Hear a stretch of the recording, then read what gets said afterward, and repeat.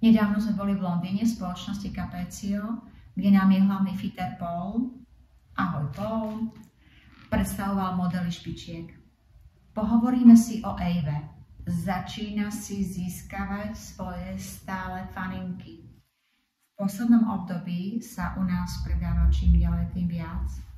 A prichádzajú dievčatá. Počula som, že máte taký model a že ja by som ho chcela skúsiť. Takže, kočky, príďte, skúste. Nehovorím, že zaučene sadnú každému, ale za skúsenie nič nedáte, dojdite, vyskúšate, uvidíte. Tento model je vhodný pre začínajúce, prípadne stredne pokročilé tanečnice. Odporúčala by som prechodila s trošku kratšími prstami. Majú trošku širší box, ktorý je v dolnej časti mierne zúžený. Profil špičky je oválny, ale zhora je trošku sploštený. Platforma je veľmi stabilná, široká. Satén, ktorý bol použitý na výrobu špičky, patrí naozaj ku kvalitným kúskom.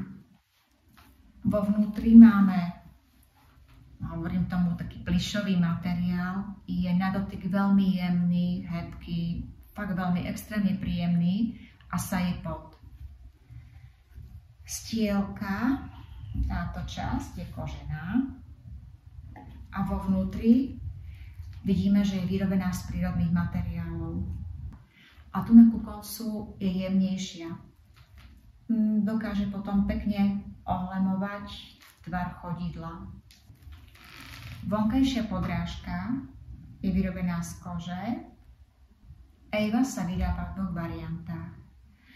Buď to štandardná tvrdosť stielky, prípadne je stielka tvrdá. Je vhodná pre viacero typov chodidiel, okúzli vás svojim prevedením. Keď neskúsite, nebudete vedieť, ako sedia, takže pozývame nás na fitting, radi vás uvidíme. A na záver by som povedala, že model Ava vás okúzli svojim prevedením.